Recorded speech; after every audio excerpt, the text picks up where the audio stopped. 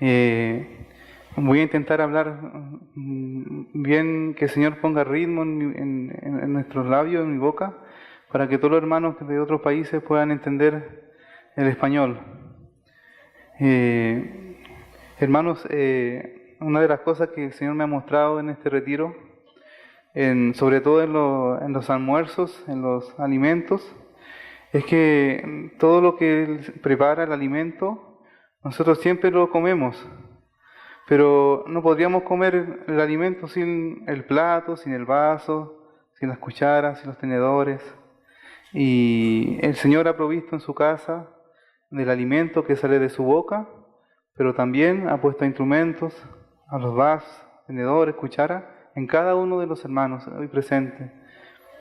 Y dice de su palabra que todo un perfecto y dádiva proviene de lo alto, del Padre de las luces.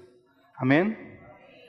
Entonces nos disponemos nuestro corazón hoy día, esta mañana, para escuchar lo que el Señor tiene en su corazón, para que Él nos pueda ministrar. Y desde ya nos empezó a ministrar en la alabanza. Y ahora vamos a escuchar su palabra, hermanos. Y yo me hago uno con ustedes y me siento con ustedes para escucharles solamente a Él. Amén.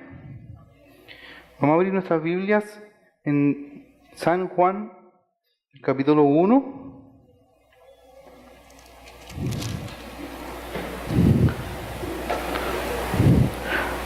Hasta el versículo 17. San Juan capítulo 1, el versículo 1 hasta el versículo 17. Amén. En el principio era el Verbo era con Dios, y el Verbo era Dios. Este era en el principio con Dios. Todas las cosas por Él fueron hechas, y sin Él nada de lo que ha sido hecho fue hecho. En Él estaba la vida, y la vida era la luz de los hombres. La luz en las tinieblas resplandece, y las tinieblas no prevalecieron contra ella. Hubo un hombre enviado de Dios, el cual se llamaba Juan. Este vino por testimonio, para que diese testimonio de la luz, a fin de que todos creyesen por él. No era él la luz, sino para que diese testimonio de la luz. Aquella luz verdadera que alumbra a todo hombre venía a este mundo. En el mundo estaba, y en el mundo por él fue hecho, pero el mundo no le conoció. A los suyos vino, a los suyos no le recibieron, mas todos los que le recibieron, a los que creen en su nombre, le dio potestad de ser hechos hijos de Dios, los cuales no son engendrados de sangre, ni de voluntad de carne, ni de voluntad de varón, sino de Dios. Y aquel Verbo fue hecho carne, y habitó entre nosotros, y vimos su gloria, gloria como el unigénito del Padre, lleno de gracia y verdad. Juan dio testimonio de él, y clamó diciendo: Este es de quien yo decía, el que viene después de mí es antes de mí, porque era primero que yo. Porque de su plenitud, dice, tomamos todos gracia sobre gracia, pues la ley por medio de Moisés fue dada, pero la gracia y la verdad vinieron por medio de Jesucristo. Amén.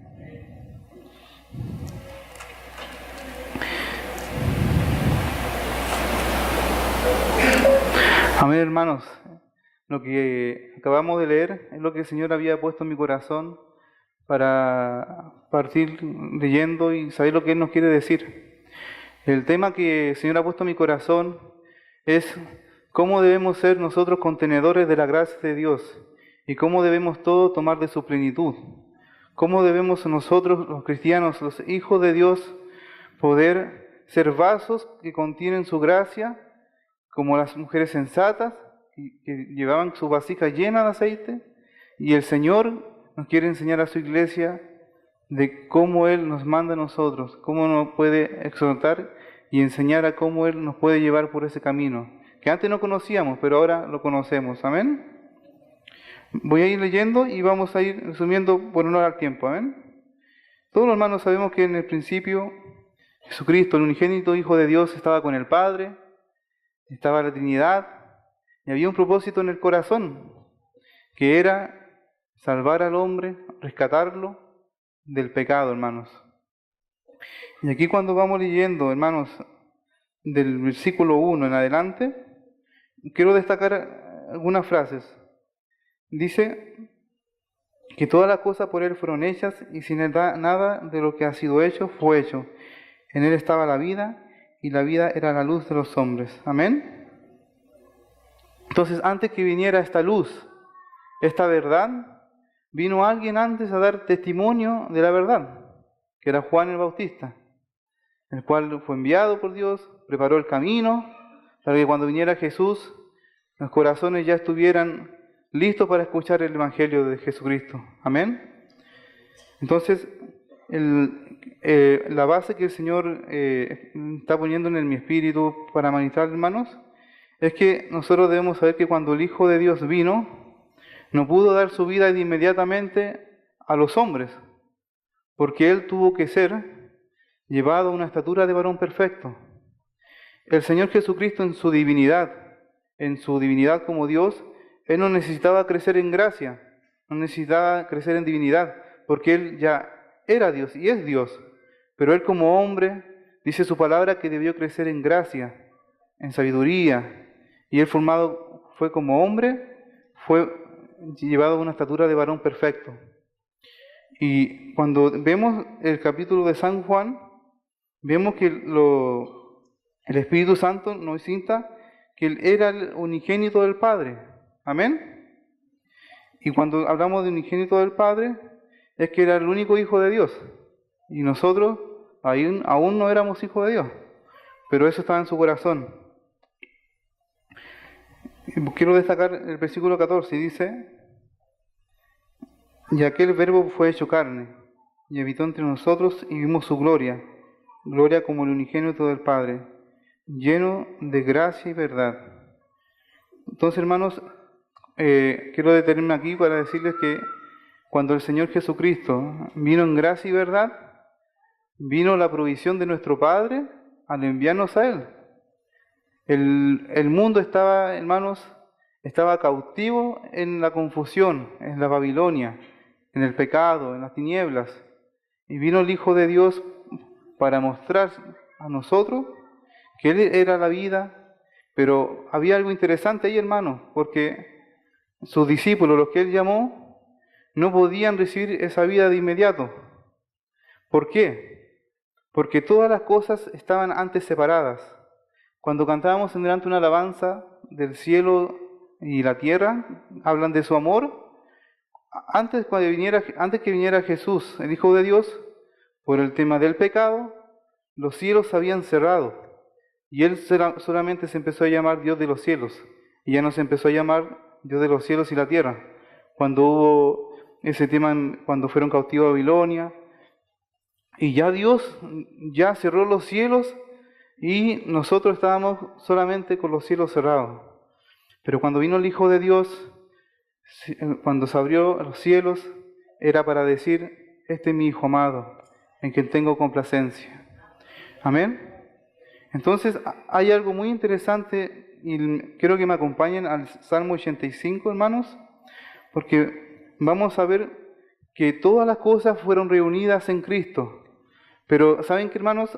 Nuestra redención en Cristo y nuestra reconciliación fueron reunidas ahí en la cruz del Calvario. Y vamos a ver el Salmo 85, hermanos.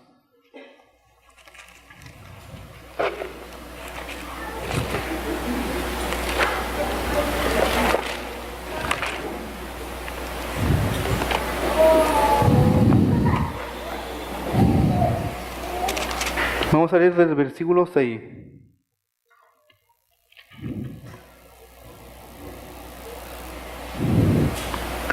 Dice así: ¿no volverás a darnos vida para que tu pueblo se regocije en ti?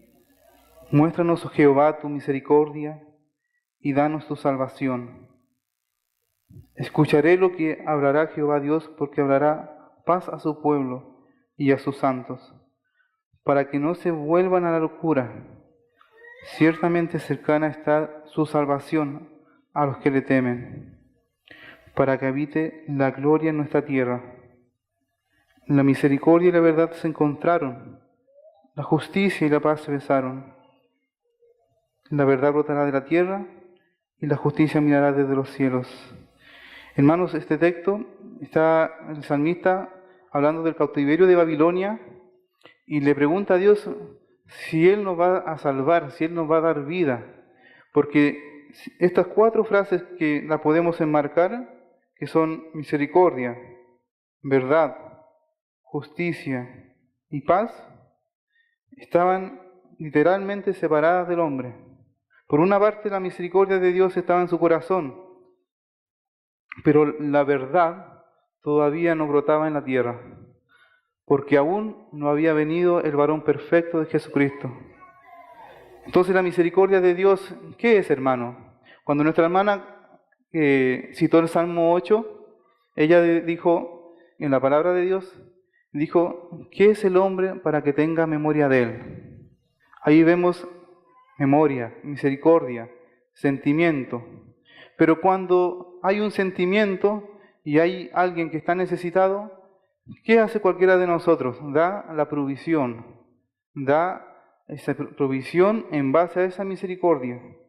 Entonces Dios, en base a esa misericordia, dio la verdad. Fue la respuesta de Jesucristo. Entonces, cuando decimos que es el Hijo del Hombre para que tenga memoria de Él, vemos su misericordia. Y que es el Hijo del Hombre para que lo visites, ahí vemos la provisión. Dios nos proveyó a Jesús.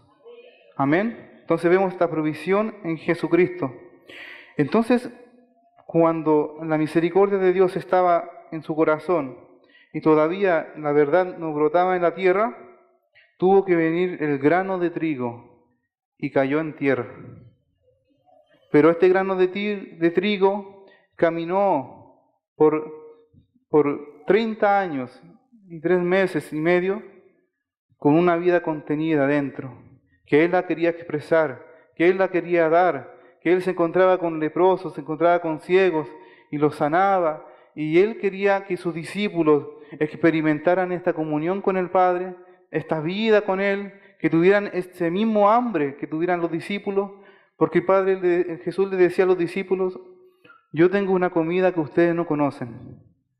Y los discípulos le decían, quizás habrá comido algo, o quizás cuando salimos a comprar, Él ya comió.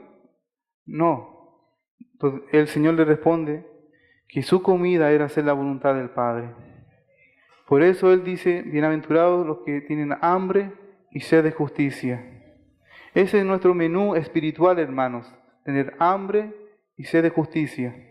Entonces el Señor quería manifestar su vida a los discípulos, pero los discípulos en San Juan dicen que solamente vieron la gloria de Él como el unigénito del Padre, lleno de gracia y verdad, que no le podían todavía palpar, tocar, no le podían recibir su vida dentro, pero Jesús, ese grano de trigo, iba a dar la vida en esa cruz. Entonces, ahí se encuentra la misericordia y la verdad. Dios Padre y su Hijo Jesucristo como la verdad. Porque Él dijo, yo soy el camino, la verdad y la vida. Y cuando fue ante Pilato, Jesús le dice, yo soy la verdad. Amén. Vengo a dar testimonio de la verdad, perdón. Entonces, luego sigue, tenemos 2 frases hasta ahora, misericordia y verdad. Vamos por la tercera frase, justicia y la paz. Sin justicia, hermanos, o sea, sin paz y no hay justicia, hermanos. La justicia siempre va relacionada con la paz. Y Dios, como es un juez justo, no encontraba paz Él con el hombre envuelto con el pecado. Tuvo que venir el Hijo de Dios a alegrar el corazón del Padre y a pagar por el castigo de nuestra paz. Porque el hombre perdió 2 cosas cuando pecó. Primeramente, perdió la comunión con Dios. Amén.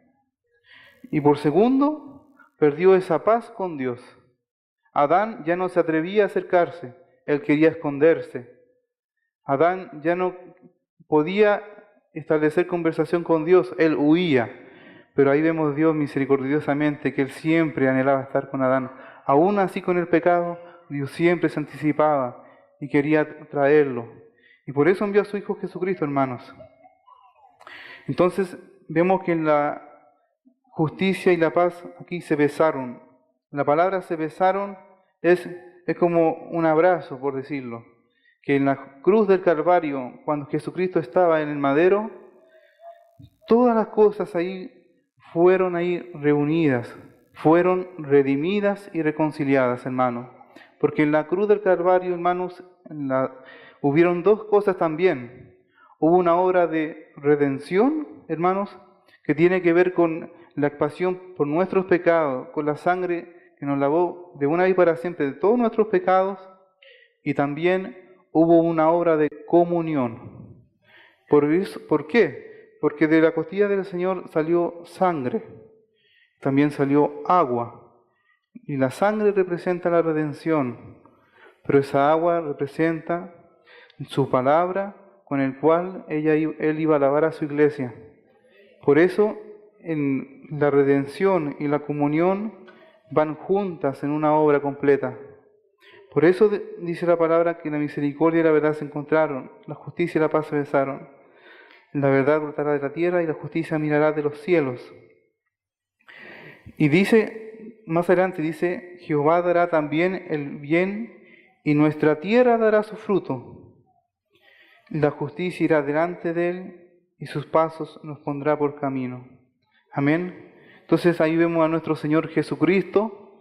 En esta obra de redención y en esta obra de comunión, vemos que Él la ha dado ahora a la iglesia. ¿Para qué? Para que Él nos ponga en el camino a Canaán, a esa plenitud de Cristo.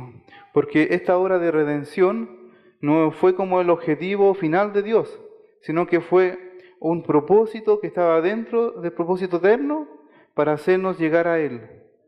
Pero como Él siempre quiso en su corazón recuperar la comunión con nosotros, dice que en la obra de comunión esa agua representa el Espíritu y la palabra.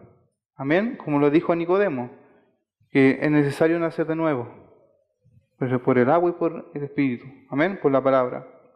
Entonces, en esta obra de comunión, hermanos, nosotros, el Señor nos ha puesto un camino nuevo, un camino que antes no conocíamos. Amén. Y cuando el Señor Jesucristo dio su vida por su iglesia, hay un aspecto importante, que el Señor nos ha llamado a la comunión con su Hijo. Él dice que fiel es Dios que nos llamó a la comunión con su Hijo Jesucristo, nuestro Señor. Entonces, cuando leíamos San Juan, veíamos cuando Jesús estaba en la tierra y todavía no podía entregar su vida. Pero ahora vamos a ver cuando los discípulos empezaron a palpar su vida, empezaron a recibirla en el día de Pentecostés, y el Espíritu Santo inspiró a Juan para escribir más adelante qué era Cristo para ellos. Y vamos a leer la carta de Primera de Juan. Primera de Juan, capítulo 1.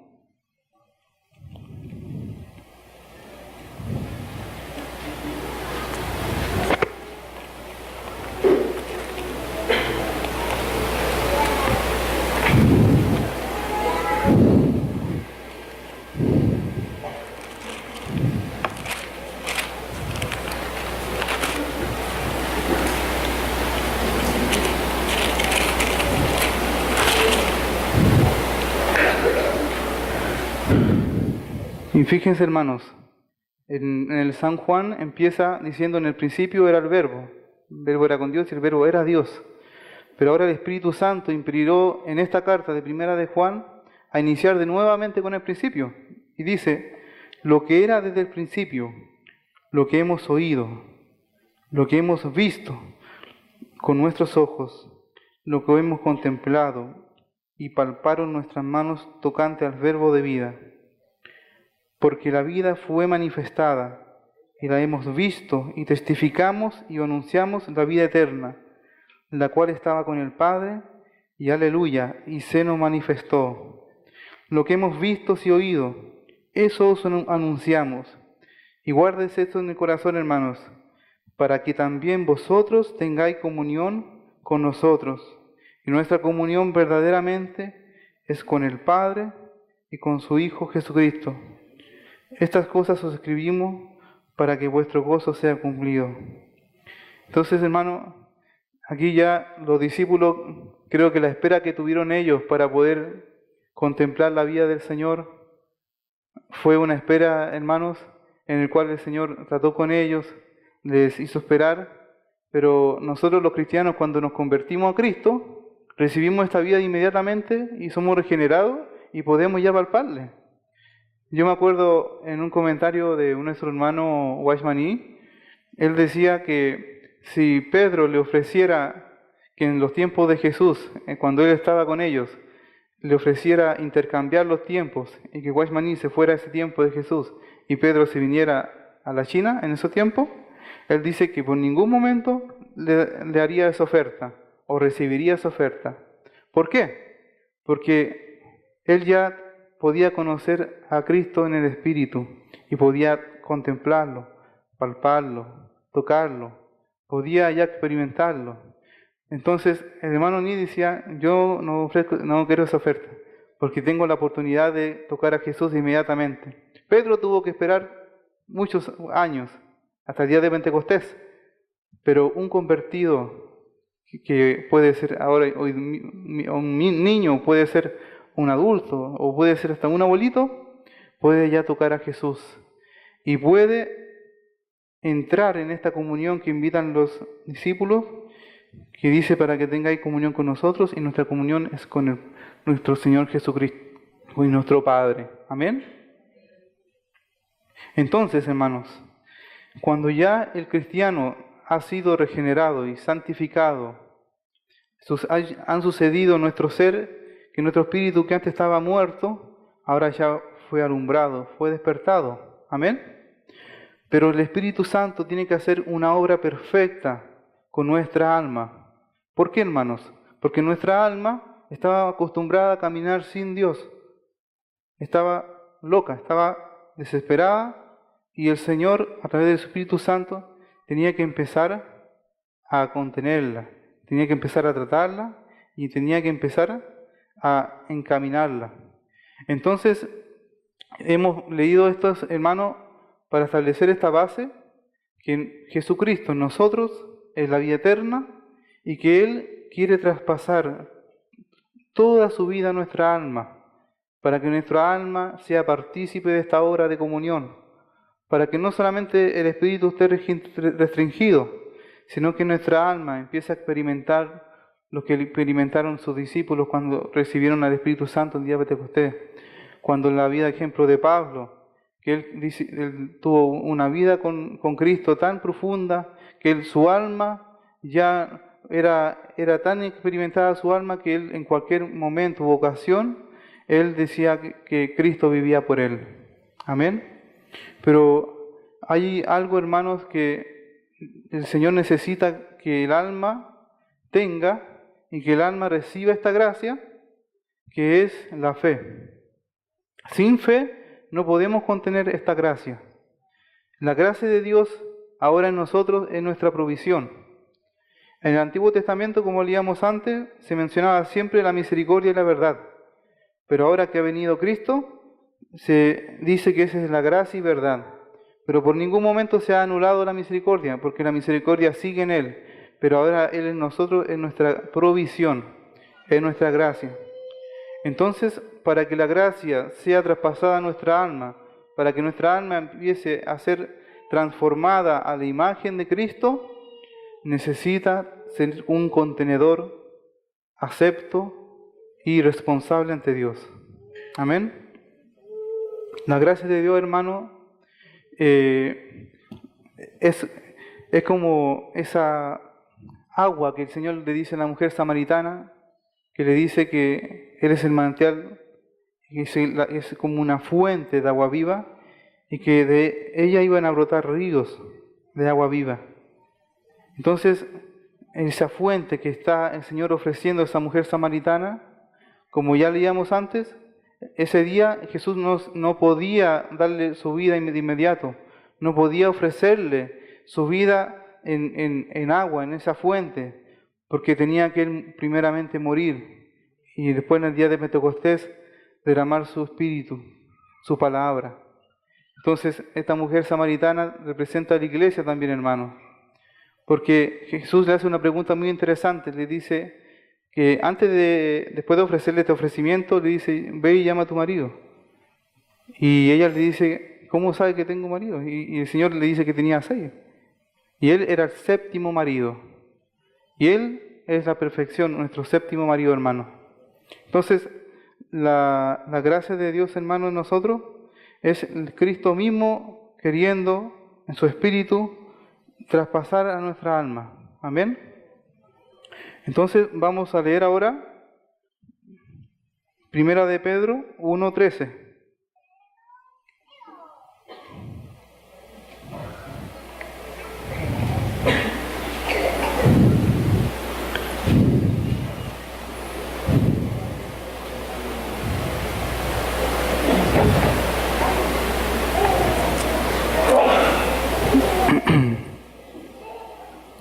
Y dice, por tanto, ceñid los lomos de vuestro entendimiento, sed sobrios y esperad por completo en la gracia que se os traerá cuando Jesucristo sea manifestado. Como hijos obedientes, no os conforméis a los deseos que antes teníais, estando en vuestra ignorancia, sino que aquel como os llamó es santo, sed también vosotros santos en toda vuestra manera de vivir. Amén. Entonces, esta gracia que está siendo manifestada a nosotros, pues en otra parte, en 2 Corintios 6, dice que no tomemos en vano la gracia de Dios. O sea, no la miremos en menos, no la miremos como algo externo a nosotros, sino que dice que nosotros no tomemos en vano esa gracia de Dios. 2 Corintios 6. Amén. No sé si estoy hablando muy rápido, hermano, o hablo más lento, un poco más lento. Sí. Amén, hermano. Entonces, la gracia del Señor, hermanos, para ser contenida en nosotros, debe tener un recipiente que es nuestra alma, como ya hablábamos. Pero el Señor en nuestra vida cristiana quiere un equilibrio de ambas. Por su parte, Él da la provisión que es su gracia, y por otra parte nosotros tenemos que contener con responsabilidad, con obediencia y con amor, y con la fe que es fundamental. Sin estas cosas, hermanos, si hay un desequilibrio entre estas dos, hay un común resultado, como un libertinaje. Empieza a ser como un vaso que está perforado y el Señor llena, pero cuando uno quiere ver, se ha ido. Por eso el Señor dice que el que es contra mí, derrama. Amén. Entonces, hermanos, en este equilibrio que el Señor quiere en nuestra vida cristiana, quiere que su gracia sea contenida en nosotros, y para que nuestra responsabilidad pueda contenerlo y nuestra alma pueda ser transformada a la imagen de Cristo. Pero todo esto, hermanos, no lo podemos esperar con brazos cruzados, porque leíamos que todo debemos tomar de su plenitud, gracia sobre gracia. Y cuando hablamos de tomar, tomamos de una acción, de que nosotros como cristianos tenemos que contemplar, palpar, tocar a Cristo. Debemos entregar nuestro corazón sincero para poder entrar con Él. Amén, hermanos. Entonces, el Levítico 19:36, que lo puedo citar yo, dice que deben haber siempre balanzas justas y pesas justas. Y esta vida, el Señor quiere que esta balanza que nosotros tenemos que manifestar, es que siempre, cuando Él da su espíritu también, la palabra también esté siempre presente. Si nos enfocamos solamente en el espíritu y sin la palabra, podemos cometer un error, hermanos. O por otra parte, podemos tener mucha palabra, pero sin el espíritu va a haber un desequilibrio. Ambas tienen que estar siempre en balanza, hermanos. Gracia, responsabilidad, espíritu y palabra. Amén. Entonces, en nuestro camino que nosotros tenemos, y vamos a volver de nuevo a a San Juan 1, cuando dice que hemos tomado de su plenitud. Vamos a volver ahí, hermano.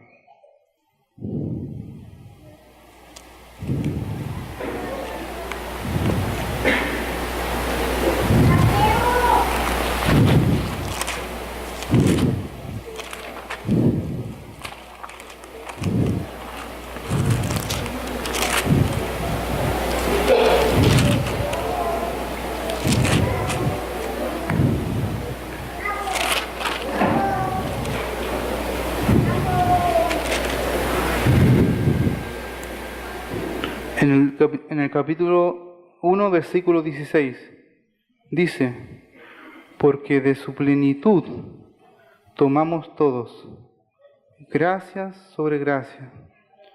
Pues la ley por medio de Moisés fue dada, pero la gracia y la verdad vinieron por medio de Jesucristo. Entonces, hermanos, otro aspecto de nuestra alma como vasija, como recipiente de la obra del Señor, tiene que ser, como dice la palabra, echar mano a la vida eterna. La mujer es sensata, las vírgenes sensatas, ellas no tenían por arte de magia su lámpara y su vasija llena de aceite. No es que el Señor se la llenó por arte de magia y lo hizo Él, sino que ellas mismas, dice su palabra, que traían sus vasijas llenas. Entonces ahí vemos que nosotros, el Señor es como, por decirlo, todo este paisaje hermoso, donde puede haber quizás oro, minerales, puede haber de toda riqueza. Imagínense, hermano, que todos nosotros, cada uno de nosotros, tengamos una parcela. ¿Cómo se dice en Brasil cuando hay una tierra para sembrar? Parcela, sí. Imaginémonos, hermano, que cada uno de nosotros tiene una parcela que el Señor nos ha dado. Pero hay solamente un río que llega desde lo alto, en el cual cada uno, para poder sembrar, tiene que tomar de ese río, de esa agua, y tiene que hacer canales. Amén. Entonces pongámonos que aquí hay más de 100 hermanos, y muchos hermanos aquí empiezan a obtener frutos, porque el agua le está llegando. Porque el agua está llegando a sus semillas que fueron sembradas, y esas semillas están empezando a producir frutos. Pero pongámonos en otro caso que hay hermanos que aunque tengan la parcela, que aunque tengan el río, no se hacen la pregunta: ¿por qué no está dando fruto la tierra? Voy a esperar un poco más y vuelvo. Si un cristiano la vida del Señor la toma de esa forma, hermanos, no va a poder saber por qué no da fruto digno al Padre. Entonces pongámosle que el Espíritu Santo obra en este hermano, y el Espíritu Santo lo hace ir al río final, allá, a donde se obtenía el agua, y este hermano va y ve que en ese camino hacia su parcela había mucho sedimento, mucho basural, tierra, ramas, e impedía que llegara a su parcela. Y ahí veamos que el Espíritu Santo de nuestro hermano, que lo llevó acá al río, dijo: con razón no llegaba agua a la parcela, con razón no había fruto, porque había mucho sedimento. Entonces, ¿qué hace él? Empieza a trabajar, a quitar todo sedimento, para que esa agua provenga. Entonces, por eso en Isaías 55:10 dice que como desciende de la nieve y la lluvia y en los ríos, y riega toda la tierra, y dan pan al que come y semilla al que siembra, dice: así será mi palabra, que no volverá a mí vacía, sino que hará lo que yo quiero. Entonces Jesucristo es la palabra. Cuando hablamos de verdad, hablamos de la palabra de Cristo. Y esta palabra de Cristo es la provisión. Pero cada cristiano en nuestra alma, también el Señor dice que iban a correr ríos de agua viva. Pero ¿por qué a veces como cristianos no sentimos esos ríos de agua viva? Porque a veces no nos preguntamos si hay sedimento dentro de nosotros. Como ese hermano que fue a riar río y tuvo que darse cuenta que había mucho sedimento. Entonces el Espíritu Santo, una de las obras que hace en nosotros, es decirnos, hermano Juanito, hermano Carlos, hermano Pepe, no sé los nombres de Colombia que hay, y de Chile, pero él dice, la causa por la cual, aunque yo tenga la fuente, el manantial, y no pueda pasar a tu alma, ¿es por qué? Porque hay mucho sedimento en ti. Y los sedimentos son los que nos citaba nuestro hermano en la mañana: contiendas, iras, malicias, rencor, odio. Todas esas cosas producen sedimentos y el agua no puede circular. Entonces, Él es el manantial, Él es el que brota. Pero si hay sedimento en nuestra alma, eso no va a poder producir fruto.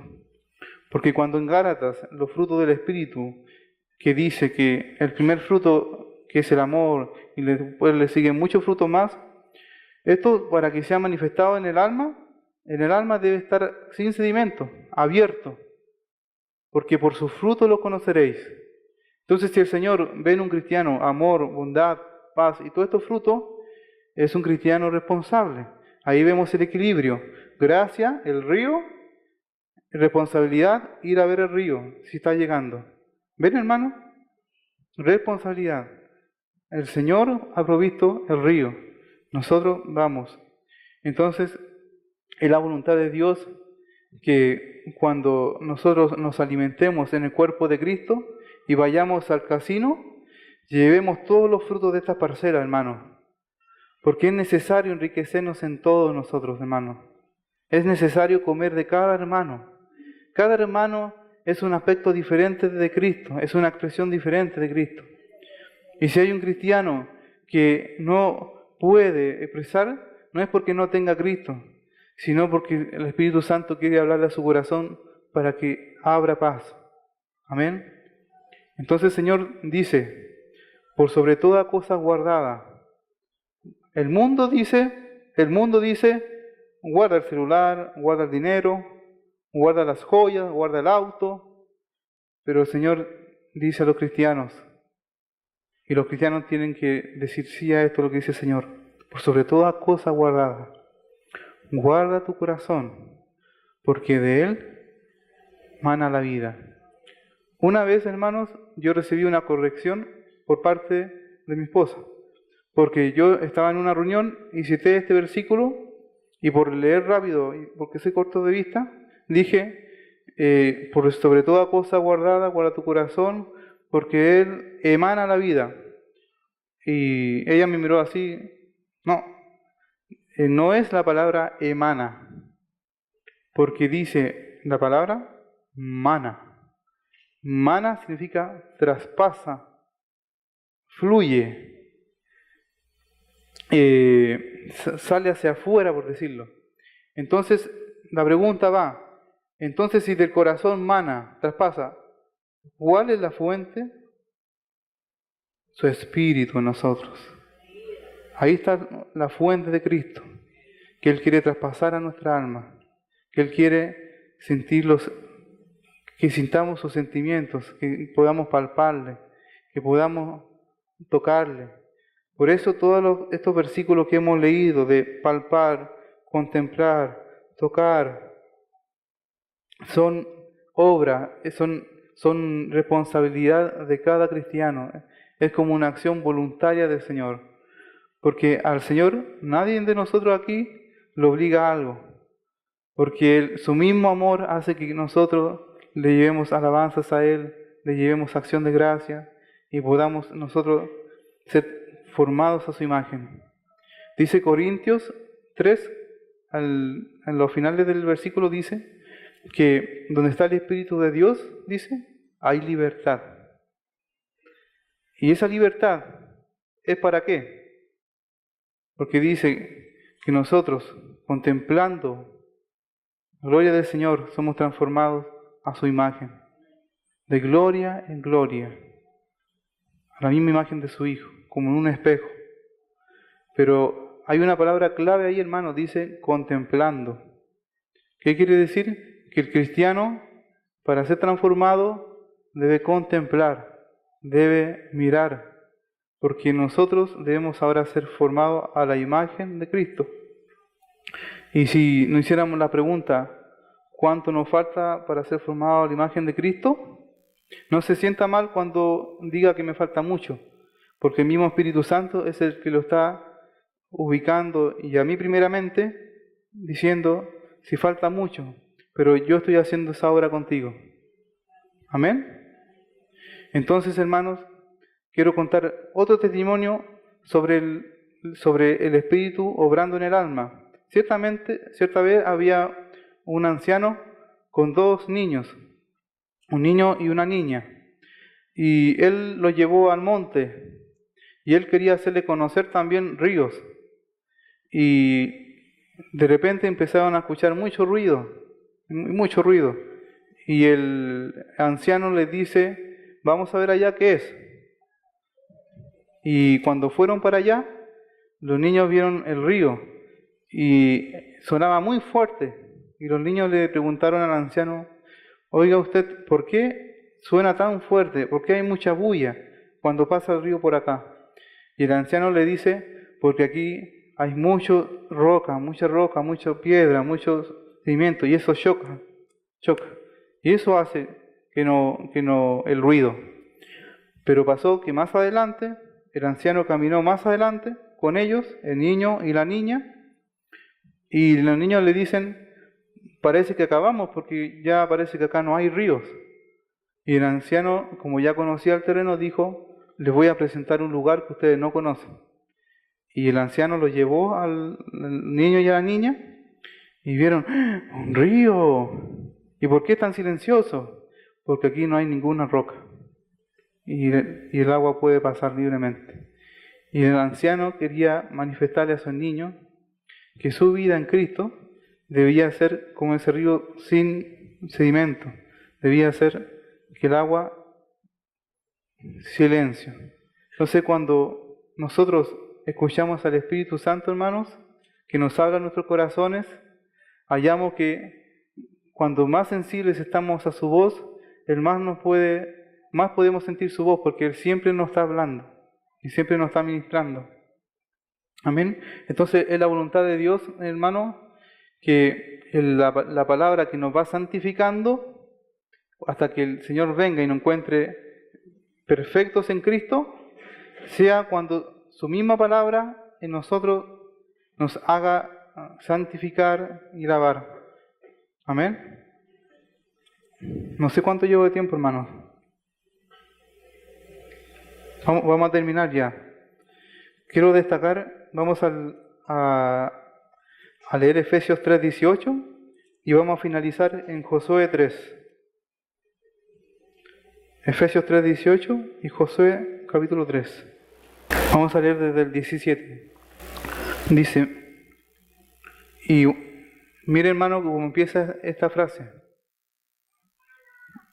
Para que habite Cristo por la fe en vuestros corazones, a fin de que arraigados y cimentados en amor, seáis plenamente capaces de comprender con todos los santos cuál sea la anchura, la longitud, la profundidad y la altura, y de conocer el amor de Cristo que exceda todo conocimiento, para que seáis llenos de toda la plenitud de Dios. Amén. Entonces, aquí dice, el propósito de Dios es para que seáis llenos de toda la plenitud de Dios. ¿Y cómo vamos siendo llenos de la plenitud de Dios? Todos nosotros tomando de su plenitud. Gracia sobre gracia. Amén. Entonces, en este camino nuevo que puso Jesús en nosotros, el Señor nos quiere mostrar a través de su palabra que para que nosotros no nos salgamos y podamos ver la realidad cristiana, que Él es el que va adelante siempre, vamos a leer este ejemplo en Josué capítulo 3. Versículos 3 y 4. Y mandaron al pueblo diciendo, cuando veáis el arca del pacto de Yahvé, vuestro Dios, y los levitas sacerdotes que la llevan, vosotros saldréis de vuestro lugar y marcharéis en pos de ella. a fin de que sepáis el camino por donde habéis de ir, por cuanto vosotros no habéis pasado antes de ahora por este camino, pero entre vosotros y ella hay a distancia de como 2000 codos, y no nos acercáis a ella.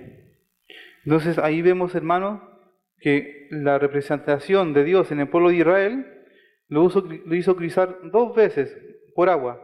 Una fue en el Mar Rojo, en el cual fue Moisés el que tocó la vara, el mar, y el mar se abrió. Ahí vemos la justificación o representatividad de Jesucristo en la obra de la cruz, la redención, y esas aguas representan el bautismo, que todos hemos sido, como dice Romanos, todos hemos sido bautizados en Cristo Jesús, y Él fue una obra de gracia hecha por Él, en Él. Entonces nosotros en Él tenemos esta herencia de gracia, pero en el cristiano está la obra de ahora Cristo en nosotros. Y ahora cuando obra Cristo en nosotros, es cuando Él nos dice, con la misma fe que yo te he dado, ahora camina. Pero Señor, ¿dónde hay vara? No hay vara.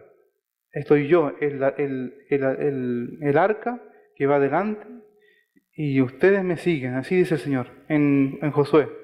Entonces hay algo curioso acá, hermano, que lo vamos a leer acá, en el 3.15, Josué 3.15. Dice, cuando los que llevaban el arca entraron en el Jordán, y los pies de los sacerdotes que llevaban el arca fueron mojados a la orilla del agua. Entre paréntesis, porque el Jordán suele desbordarse por todas sus orillas todo el tiempo de la siega. Entonces aquí vemos, hermanos, que el arca es Cristo, pero que ahora Cristo en nosotros, con la fe, nosotros podamos decir, porque en ese tiempo cuando los que llevaban el arca, cuando sintieron los pies mojados, ellos pasaban 2 cosas: pensaban que se iban a hundir, o pensaban que de verdad el arca lo iba a sustentar para que se abrieran las aguas. Y sucedió así, que cuando el arca pasó, las aguas se abrieron de nuevo. Entonces ahora, cuando antes era la vara, era Cristo cuando antes nos justificó, pero ahora Cristo cruzando el mar de Jordán, el río de Jordán, representa la santificación en el cristiano, la consagración para llegar a Canaán, que Canaán representa a Cristo, la plenitud. Entonces el Señor nos está invitando a tomar de la plenitud, pero ¿cómo tomamos? Caminando. Pero el arca siempre adelante, hermanos, siempre adelante, para que nosotros podamos beber de Él, comer de Él. Amén, hermanos. Vamos a orar. Señor, te damos gracias porque tú en este retiro que nos has invitado, Señor, desde el chofer que nos llevó en el bus hasta ahora, hemos visto tu mano en todo, Señor Jesús. Señor, te damos gracias porque tú nos hablas, Señor, pero también dices que solamente tu iglesia puede confirmar siempre tu palabra y puede discernirla, puede retener lo bueno y desechar lo malo. Señor, te damos gracias porque tenemos fe que tú nos seguirás hablando, Señor. Espero que mis hermanos, Señor, hayan podido recibir tu palabra y con una sola frase que haya sido, Señor, que le haya abierto una puerta en su corazón a otros pasajes o a otro ámbito de su vida espiritual, eso es satisfactorio, Señor. Te damos gracias, Señor, y te pedimos, Señor, que nos sigas proveyendo de tu gracia y que nosotros, por nuestra parte, queremos ser responsables, Señor, en ser vasos contenedores de tu gracia, en ser vasos sin perforaciones para no derramarla, sino que podamos contenerte, Señor, en nuestro corazón, Señor. Amén.